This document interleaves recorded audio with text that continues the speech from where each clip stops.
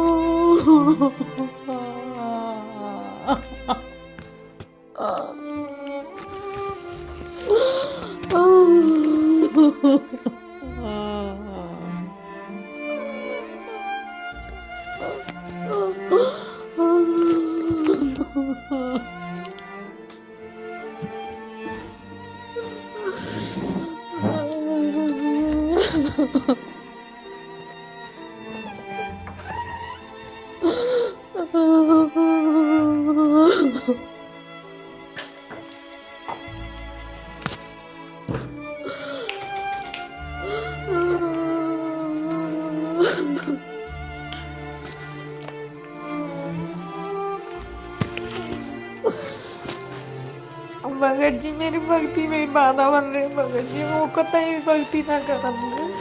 किसी न किसी मेरे नाम खंडित करवा दे।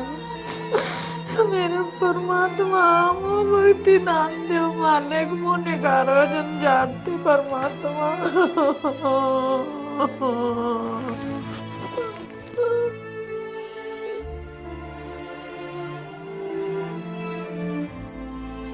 बंदी छोड़ सतगुरु रामपाल जी महाराज जी की जय हो। परमात्मा की सभी प्यारी आत्माओं को मुझ पवन दास का सतसाहिब। सतसाहिब गीता बहन, आप पलवल हरियाणा से हैं और आपने जो ऑडियो के माध्यम से अपना दुख, अपनी व्यथा इस दास को अपना भाई समझते हुए बताई है, उसके लिए दास आपका धन्यवाद करता है। देखिए बहन, आज चाहे आपको दुख हो, चाहे मुझ पवन दास को दुख हो, चाहे संगत में से हमारे अन्य किसी भगत भाई बहन को कोई परेशानी हो, कोई दुख हो, कोई आपत्ति हो, किसी को कोई शारीरिक परेशानी है, किसी को आर्थिक परेशानी है, किसी को पारिवारिक परेशानी है, तो किसी को सामाजिक परेशानी है। इस पृथ्वी पे गुरुदेव ने बताया कि सुखी कोई नहीं है। अगर कोई सुखी है हल्का फुल्का तो वही प्राणी है जो आज सतगुरु की शरण में है, अन्यथा यहाँ पे कोई भी व्यक्ति सुखी नहीं है। सुख केवल पैसे का नहीं होता है, सुख केवल बाल बच्चों का नहीं होता है, सुख केवल धन धान्य का नहीं होता है। सबसे बड़ा सुख गुरुदेव ने आत्मिक सुख बताया कि जब आपकी आत्मा इस बात से संतुष्ट हो जाए और एक जगह स्थिर हो जाए कि अब मेरा मोक्ष निश्चित है, मेरा उद्धार निश्चित है, वो सबसे बड़ा आत्मिक सुख है इंसान का। दुनिया का सबसे बड़ा सुख वही है, वरना चाहे कोई टाटा बन के बैठ जाए, अंबानी बन के बैठ जाए, उससे बड़ा दुखी इंसान पृथ्वी पे कोई नहीं है। और रही बात बहन आपकी समस्याओं की, तो बहन इन समस्याओं से निपटने का केवल एक ही माध्यम है और वो माध्यम है सतगुरु का ज्ञान। हमने हर स्थिति में, यदि हमने भक्ति मार्ग पे कदम रखा है तो हर स्थिति में हमने गुरुदेव के ज्ञान को आधार बनाकर चलना पड़ेगा। और जब हम गुरुदेव के ज्ञान को आधार बनाएंगे तो बहन हमें पता चलेगा कि आज हमारे इस जीवन रूपी सफर में जो भी विपत्तियां, परेशानियां, संकट, दुख, तकलीफ आ रही हैं, ये किसी और के कारण नहीं है, ये हमारे स्वयं के कारण है। हम स्वयं ही इसके लिए जिम्मेदार हैं। हो सकता है बहन आपने इस जन्म में किसी का बुरा नहीं किया हो, आपने किसी का बुरा नहीं चाहा हो, आपने मन कर्म वचन से किसी को कोई हानि या दुख नहीं पहुंचाया हो, लेकिन बहन आज वर्तमान में हमारे ऊपर जो दुख, आपत्ति और परेशानियां आ रही हैं, उनका मूल कारण केवल हमारे वर्तमान जीवन के कर्म कुकर्म ही नहीं है। बहन अनंत युगों से हम इस पृथ्वीलोक पे आए हुए हैं और अनंत युगों में हमने अनंत मानव जन्म प्राप्त भी किए हैं। और गुरुदेव ने बताया कि उन मानव जन्मों में तुमने ना जाने कितनों को बेवजह परेशान किया है, कितनों को तुमने बेवजह फांसियां तोड़ी है, राजा बन के, मंत्री, मुख्यमंत्री, प्रधानमंत्री बन के तुमने कितने कर्म कुकर्म किए हैं। तो आज बहन इस समय वो हमारे को भोगने पड़ रहे हैं। और दास ने पहले भी जिक्र किया था गुरुदेव के ज्ञान आधार से कि बहन जब कोई भी व्यक्ति पूर्ण परमेश्वर सतगुरु रामपाल जी महाराज जी की शरण ग्रहण करता है, उसके बाद बहन काल उस आत्मा के ऊपर विशेष तौर से हावी हो जाता है, क्योंकि काल को ये महसूस हो जाता है कि ये आत्मा अब मेरी हद से बाहर निकलने वाली है, बाहर निकलने की तैयारी कर रही है। तो काल विशेष रूप से उस आत्मा के ऊपर संचित कर्मों का दबाव बढ़ा देता है। संचित कर्म गुरुदेव ने बताया कि अनंत हमारे जो मानव जन्म रह चुके हैं, उन मानव जन्मों में हमने जितने भी कुकर्म किए हैं उसका कुछ थोड़ा सा प्रतिशत निकाल के काल हमें दोबारा से मानव जन्म देता है, पाप और पुण्य का प्रतिशत निकाल के। बाकी हमारे जो पाप कर्म बच जाते हैं वो काल अपने पास रख लेता है, उसको संचित कर्म कहते हैं। और उन पाप कर्मों का, उन हमारे संचित कर्मों का बहन गुरुदेव ने बताया कि बच्चों इतना ढेर लग रहा है जैसे सुमेरु पर्वत। सुमेरु देवताओं का पर्वत होता है, यहाँ के हिमालय पर्वत से अनंत गुना ज्यादा ऊंचा होता है, बड़ा होता है। तो इतना ढेर हमारे संचित कर्मों का काल के पास में सुरक्षित है। और काल उन संचित पाप कर्मों का दबाव प्राणी के ऊपर उस समय छोड़ता है जब ये प्राणी, जब ये आत्मा सतगुरु या किसी सच्चे संत की शरण ग्रहण कर लेती है, अपने आत्म कल्याण की ओर जब ये कदम बढ़ाने के लिए अग्रसर हो जाती है, तो काल भी विशेष तौर पर इस आत्मा के ऊपर उन सभी संचित कर्मों का दबाव बढ़ा देता है। तो इन सब बातों को बहन हमने ज्ञान आधार से समझना पड़ेगा, तभी हम ये भक्ति कर पाएंगे और तभी हम इस भक्ति सफर में हमारे ऊपर अपने ही कर्मों के जो कांटे हमें चुभते हैं हम उनसे निपट सकते हैं। अन्यथा हम भक्ति में या भगवान में दोष देख के या अपने आप को कोसते कोसते हम ऐसे ही मर जाएंगे, हम ऐसे ही भक्ति को छोड़ देंगे, इससे कोई फायदा नहीं होगा। और तीसरी बात बहन गुरुदेव ने बताई कि बच्चों यदि तुमने आम का बीज बोया है तो आम का फल भी तुम ही खाओगे, उसका आनंद भी तुम ही भोगोगे।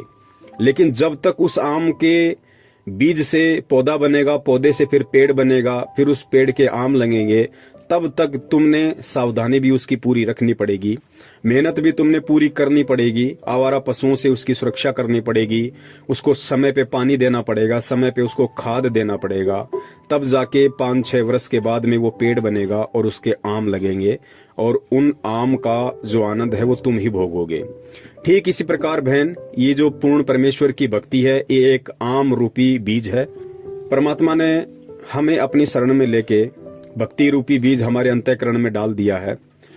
अब बहन जब तक ये बीज प्रफुल्लित नहीं होता है, जब तक ये पेड़ नहीं बनता है, तब तक जो भी संकट, जो भी परेशानियां, जो भी विपत्तियां आएंगी उनका बहन सामना भी हमने ही करना पड़ेगा, ज्ञान आधार से संघर्ष भी हमने ही करना पड़ेगा। क्योंकि आने वाले समय में आज परमात्मा ने जो आम रूपी भक्ति का पौधा हमारे अंतःकरण में बोया है बहन, उसका आनंद भी हम ही लेंगे।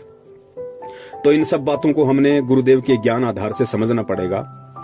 और बहन आज आपको चाहे आपका पति परेशान कर रहा है, देवर परेशान कर रहा है या जेठ परेशान कर रहा है, बहन इस परेशानी का मुख्य कारण हमारे आपसी ऋण संबंध हैं।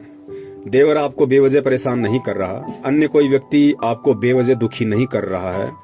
जरूर किसी न किसी युग में, किसी न किसी जन्म में इसी तरह से हमने भी उनको परेशान किया है।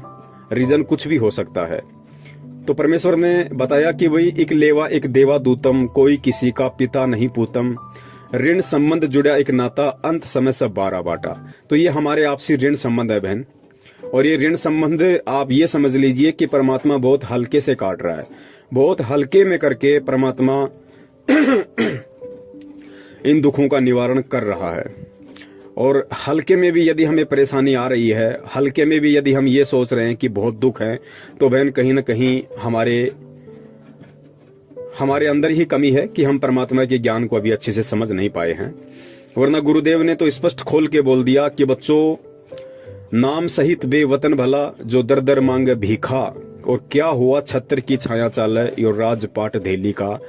गुरुदेव ने यहाँ तक बोल दिया कि इस भक्ति मार्ग में आने के बाद, इस परमात्मा की शरण ग्रहण करने के बाद और इस नाम को सुरक्षित रखने के लिए, इस भक्ति पे लगे रहने के लिए, यदि तुमने हाथ में कटोरा लेकर दर दर जाकर भीख भी मांगनी पड़ जाए तो भी शुक्र मनाना कि हमारी भक्ति सुरक्षित है। और चौथी बात बहन, लगभग 1 वर्ष पहले आपने मुझ दास से संपर्क किया था हमारे वीडियो देखकर। आपको सच्चाई समझ में आई क्योंकि आप 2008 से जुड़ी हुई हैं, काफी समय से आप परमात्मा की संगति कर रही हैं। आपको हमारे वीडियो देखकर सच्चाई लगी तो आपने हमारे से संपर्क किया, और संपर्क करने के बाद में काफी आपके अंदर दृढ़ता आई थी, क्योंकि जो सच होता है वो इंसान को मजबूती देता है, इंसान को भक्ति मार्ग पे दृढ़ता देता है। लगभग 3-4 महीने तक आप जी दृढ़ता से भक्ति कर रही थी। काफी लोगों के आपके पास में फोन आ रहे थे। हरियाणा के स्टेट कोऑर्डिनेटर अमन का भी आपके पास फोन आया, संजीव हुड्डा का भी आपके पास फोन आया, आपको धमकाने की उन्होंने कोशिश की, लेकिन आपने ज्ञान आधार से उनका मुकाबला किया और आपने दास को उनकी कॉल रिकॉर्डिंग भेजी। लेकिन बहन अब ऐसा क्या हो गया कि आप अपने ही परिवार वालों से संघर्ष नहीं कर पा रही, जबकि आपने उन बड़े बड़े गुंडों का सामना किया। बहन इसका कारण यह है कि उसके बाद में फिर से आप विचलित हो गई।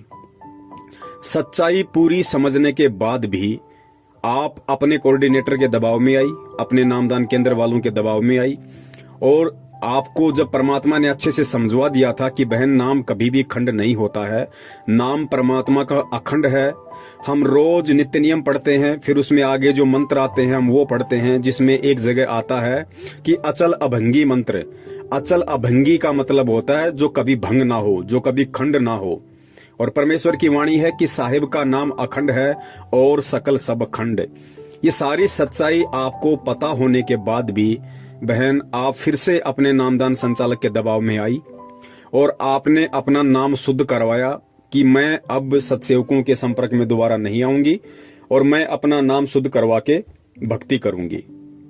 उसके बाद से बहन आपके अंदर ऐसा क्या हुआ कि आज आप अपने परिवार वालों का भी सामना नहीं कर पा रही।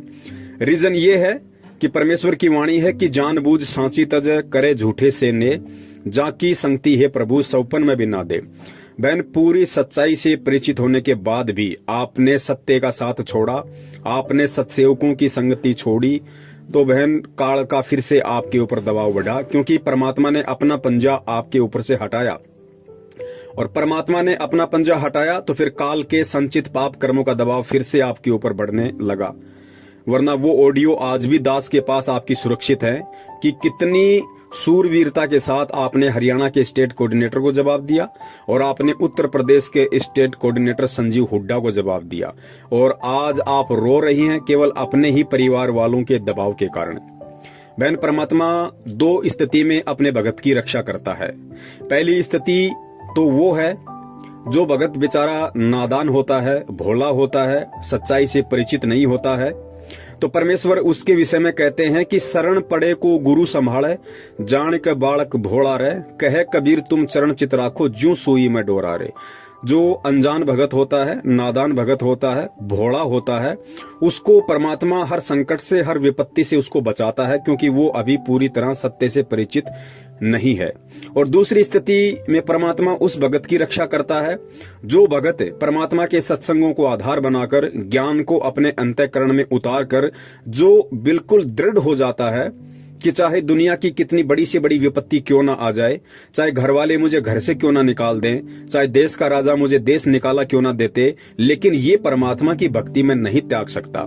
जैसे मंसूर का परमात्मा ने उदाहरण दिया।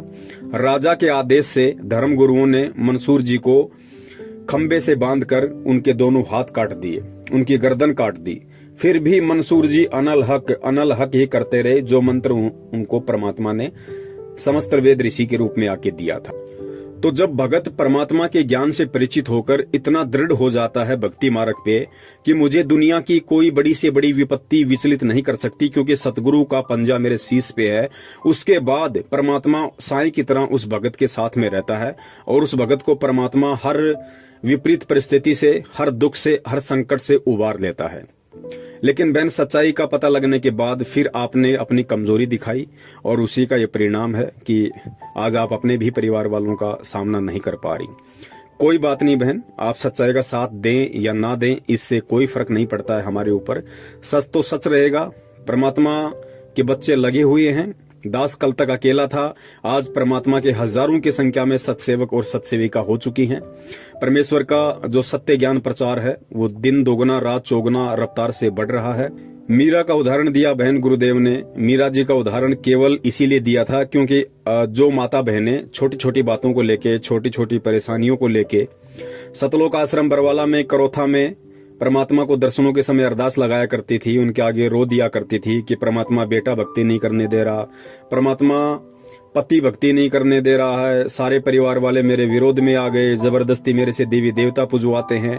तो परमात्मा ने मीराबाई की कथा हमें इसीलिए सुनाई थी कि उन पुण्यात्माओं को दृढ़ता मिले। और गुरुदेव ने कहा कि जब आज से 600 साल पहले मीराबाई एक लड़की होकर, जिस समय ठाकुर लोग अपनी बहन बेटियों को घर से बाहर तक नहीं निकलने दिया करते थे, उस समय मीराबाई रातों को सत्संग सुनने जाया करती थी। वो भी तो एक औरत थी, वो भी तो एक लड़की थी। जब उस समय की मीराबाई संघर्ष कर सकती है तो आज 21वीं सदी की माता बहनें परमात्मा की शरण में आके संघर्ष क्यों नहीं कर सकती? क्या मीराबाई के कोई 4 हाथ पैर थे? तो बहन इन सब उदाहरणों को हमने अपने अंतःकरण में उतारना पड़ेगा। गीता बहन, ये जीवन बहुत ही थोड़ा है, समय का कोई भरोसा नहीं है कब हमारी सांसें पूरी हो जाएं। बहन ये दृढ़ निश्चय कर लो कि हमें परमात्मा मिल चुका है, हमें भगवान मिल गया है, और वो भगवान मिल गया है जो हमारी आत्मा का उद्धार करवा सकता है। तो बहन ये जीवन हर स्थिति में परमात्मा के चरण कमलों में समर्पित कर दो। दुख परेशानियां किस पे नहीं आती। खुद गुरुदेव ने दुख सहन करके, दुख उठा के इस भक्ति मार्ग को उठाया है। और आज खुद परमात्मा के अपने, जिस प्रकार आपके देवर जेठ आपको परेशान कर रहे हैं, आपके ऊपर दबाव डालते हैं, ठीक उसी प्रकार खुद उस बंदी छोड़ के जो सांसारिक इस काल लोक में जो बच्चे हैं, बच्चियां हैं, उनके रिश्तेदार हैं, उनके भाई बंधु हैं, उन्होंने बहन कितनी घाल घाल रखी उनके साथ में। कितने दुखी थे परमात्मा सतलोक आश्रम बरवाला में कि इन नादानों को इतना ज्ञान देने के बाद भी ये मुझे समझ नहीं रहे, ये मुझे पहचान नहीं पा रहे और इस भक्ति को मजाक में ले रहे हैं। मेरी शरण में आके ज्ञान को अच्छे से ग्रहण ना करके और केवल दान के ऊपर अपनी मौज मस्तियां कर रहे हैं। मुझे केवल एक एटीएम मशीन समझ रखा है, मुझे केवल एक चलता फिरता बैंक समझ रखा है कि जब तक हमारे पिताजी जिंदा हैं या जब तक हमारे ताऊजी जिंदा हैं, या महेंद्र जी ने सोचा कि जब तक मेरा भाई जिंदा है, सत्संग कर रहा है, संगत जुड़ रही है, तब तक पैसा आ रहा है, और पैसा आ रहा है तो हमारी मौज मस्तियां हो रही हैं, हम लोगों ने अच्छी खासी प्रॉपर्टियां बना ली हैं। तो बहन इस तरीके से देखो किस कदर उन लोगों ने भी तो परमात्मा को दुखी किया। परमात्मा को उन्होंने वैसे कोई शारीरिक कोई प्रताड़ना नहीं दी, लेकिन परमात्मा को उन्होंने शाब्दिक दुख दिए। परमात्मा को उन्होंने इस प्रकार के दुख दिए कि इतना ज्ञान देने के बाद भी जब कोई परमात्मा के ज्ञान को अच्छे से स्वीकार नहीं करता है और दृढ़ होकर उस ज्ञान पे नहीं चलता है तो परमात्मा दुखी होता है कि देखो इन नादानों को मैंने इतना ज्ञान दिया, उसके बाद भी ये मेरे ज्ञान को आधार नहीं बना पा रहे।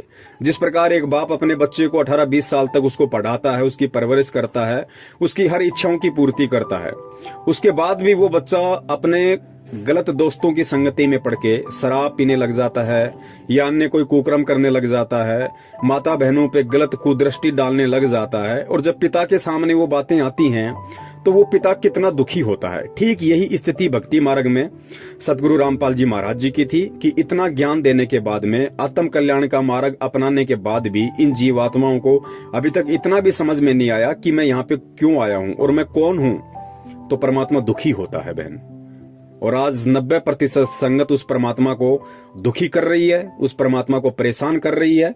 सतलोक आश्रम मैनेजमेंट हरियाणा के पीछे अंधी होकर लगकर, उनके मनवश आदेशों की पालना करके, घटिया राजनीति करके, आरक्षणबाजियां करके।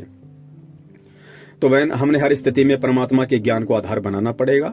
और परमात्मा ने जो कथाएं हमारे को मंसूर जी, मीराबाई की सुनाई है बहन, वो मनोरंजन के लिए नहीं सुनाई थी। आज आपके ऊपर जो दुख आ रहे हैं, आपत्ति आ रही है, या कल को मेरे ऊपर आएंगे या आ चुके हैं या किसी और पे आएंगे, उस समय उन लोगों ने परमात्मा के उन सत्संगों को आधार बनाना पड़ेगा, उन कथाओं को अपने अंतःकरण में उतारना पड़ेगा। खाली सुनने से बात नहीं बनेगी कि जब मीराबाई संघर्ष करती तो हम क्यों नहीं कर सकते। और जब भगत संघर्ष करने के लिए तैयार हो जाता है तो बहन फिर परमात्मा पीठ पीछे खड़ा है। परमात्मा दूर नहीं है, खुद मालिक की वाणी है, जय तू चाले एक कदम मैं चालू कदम 60, कि हे पुण्यात्मा तू इस भक्ति मार्ग पे दृढ़ता के साथ संघर्ष करते हुए तू एक कदम रख के तो देख, मैं तेरे से 60 कदम आगे चलूंगा तेरे संकटों का निवारण करने के लिए।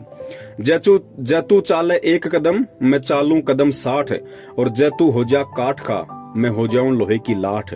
काठ होती है लकड़ी और लोहे की लाठ होती है लोहा। परमात्मा कहते हैं यदि तू लकड़ी के जितना भी मजबूत हो जाएगा तो मैं लोहे की तरह मजबूत होकर तेरे पीछे खड़ा रहूंगा। तो बहन संघर्ष आपने स्वयं करना पड़ेगा और परमात्मा के ज्ञान को आधार बना के करना पड़ेगा।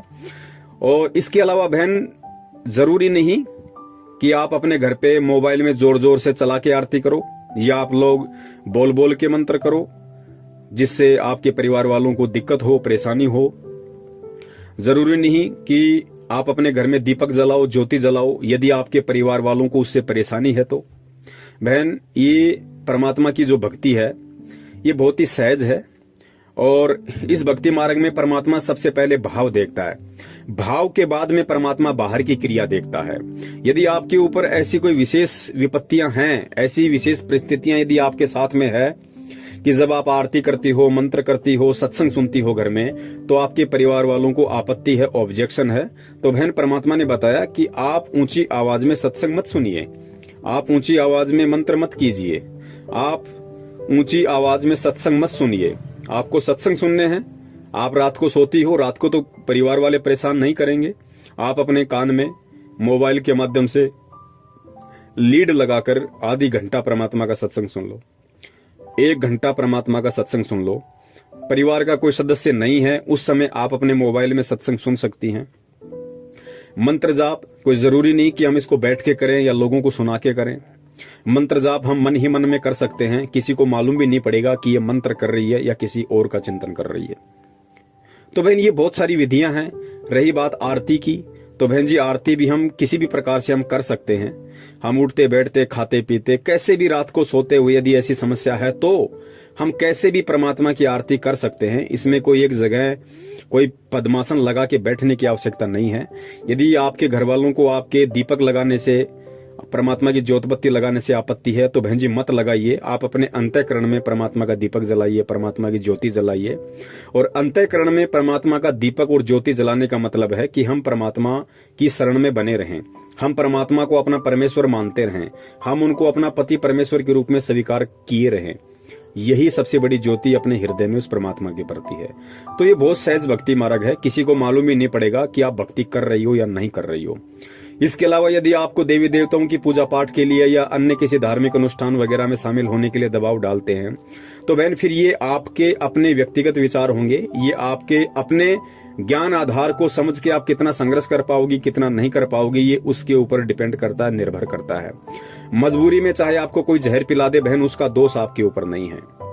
यदि आपकी इच्छा बिल्कुल भी किसी धार्मिक अनुष्ठान में शामिल होने की नहीं है, यदि आपकी इच्छा बिल्कुल भी किसी देवी देवताओं को प्रणाम या धोख लगाने की नहीं है और जबरदस्ती यदि आपसे ऐसा कोई करवाता है तो बहन वो दोष आपको फिर नहीं है, क्योंकि आपके अंदर वो इच्छा नहीं है। और परमात्मा अंतर्यामी है, परमात्मा हर स्थिति से वाकिफ है, वो जान रहा है, पहचान रहा है कि मेरे बच्चे के हृदय में क्या है।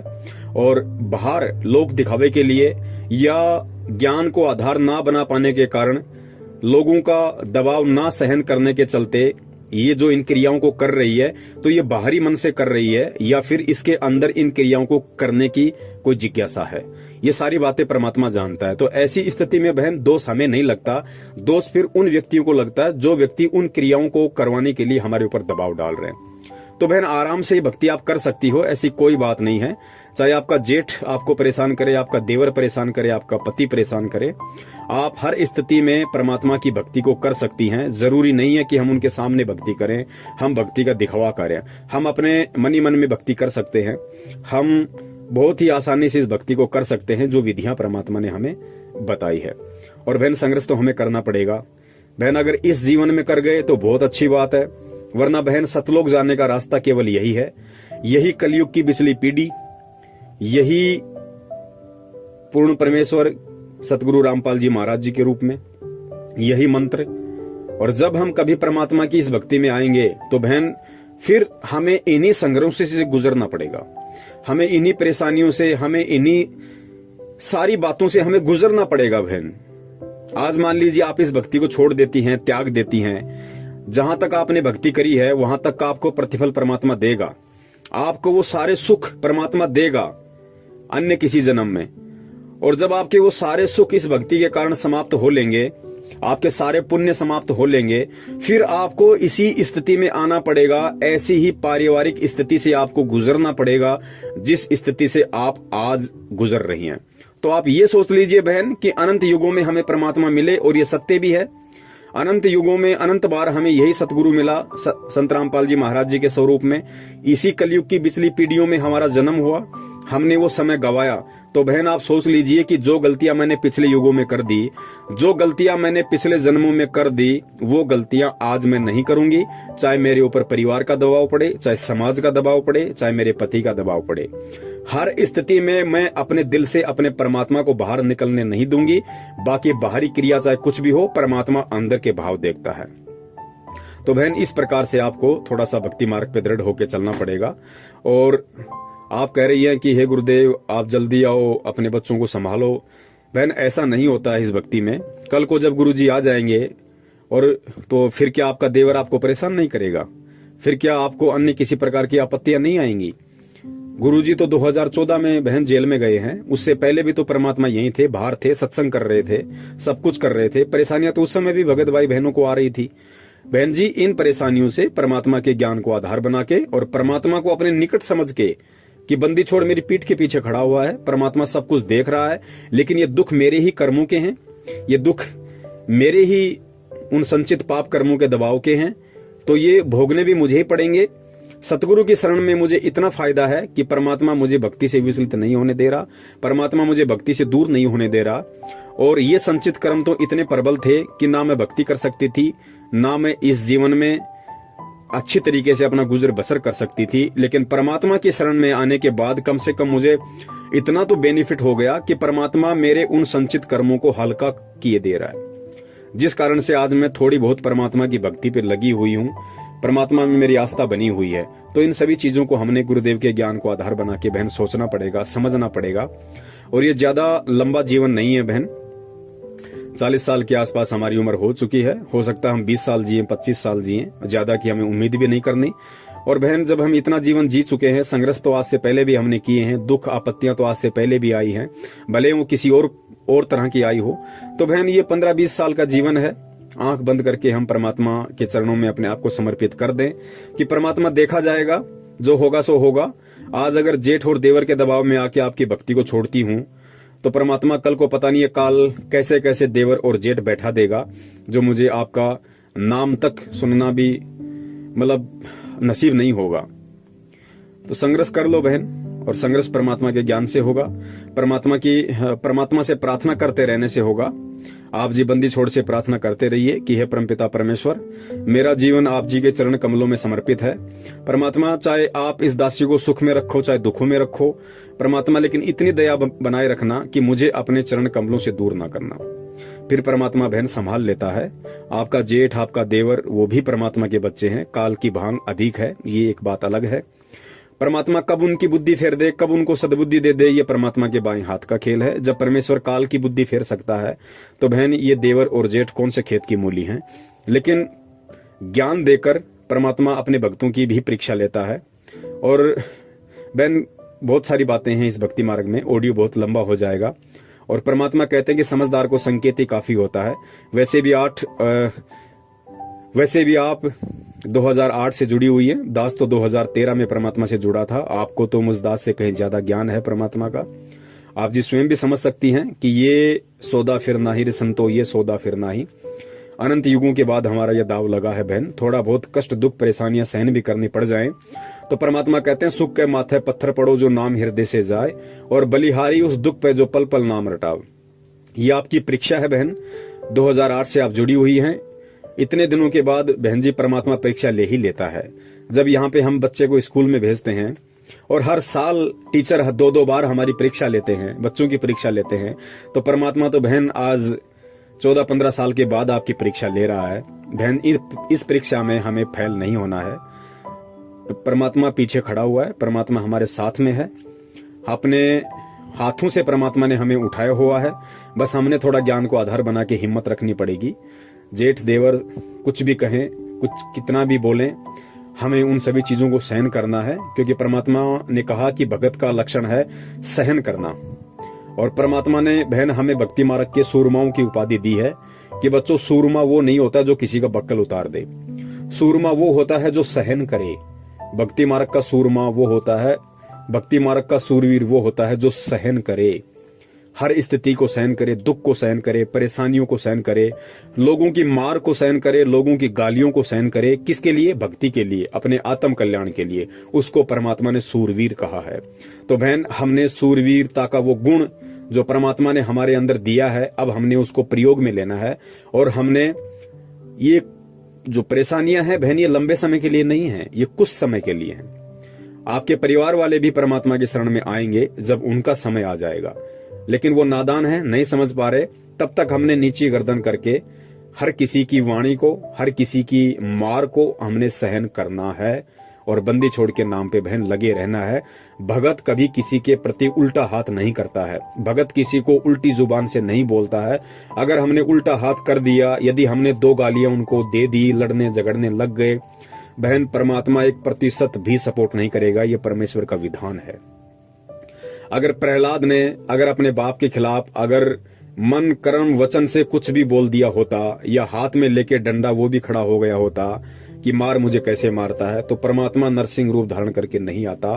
परमात्मा यही कहता कि बेटा, ये डंडा ही तेरा भगवान है, तूने डंडे को ही आधार बनाया है, तो अब ये डंडा ही तेरे रक्षा करेगा। तो बहन, हमने अपना डंडा अपने सतगुरुदेव को बनाना है, सतगुरुदेव के ज्ञान को बनाना है, और फिर हर स्थिति में वो सतगुरु और उसका ज्ञान रूपी डंडा इस दुनिया की बड़ी से बड़ी परेशानी से, प्रॉब्लम से, हर संभव हर स्थिति में हमारी रक्षा करेगा। तो बहन, ज्ञान को आधार बनाओ। ये भक्ति है ही ज्ञान की। बहन, ज्ञान से बढ़कर ऐसी कोई दवाई नहीं है। ये ज्ञान बहन, इतनी बड़ी पावर है इस परमात्मा के ज्ञान में। ये अब दास क्या कहे बहन, शब्द नहीं है दास के पास में, क्योंकि ज्ञान इस भक्ति की नींव है, ज्ञान इस भक्ति की जान है बहन। अगर ज्ञान है तो चाहे दुनिया की बड़ी से बड़ी प्रॉब्लम क्यों ना आ जाए, चाहे काल खुद आपके सामने आके खड़ा क्यों ना हो जाए, आप संघर्ष कर जाओगी। और अगर ज्ञान को आधार नहीं बनाया तो बहन, कोई 2 कौड़ी का जीव भी हमें विचलित कर सकता है भक्ति और भगवान से। तो बहन, हर स्थिति में ज्ञान को आधार बनाओ, हर स्थिति में परमात्मा से प्रार्थना करती रहो, और हर स्थिति में चाहे कैसा भी दुख हो, कैसा भी संकट हो, अपने मन ही मन में, अपने अंतःकरण में परमात्मा को बसाए रखो। जो सूक्ष्म विधि हमें परमात्मा ने बताई है, हमें आंतरिक क्रियाओं से भक्ति को करते रहना है।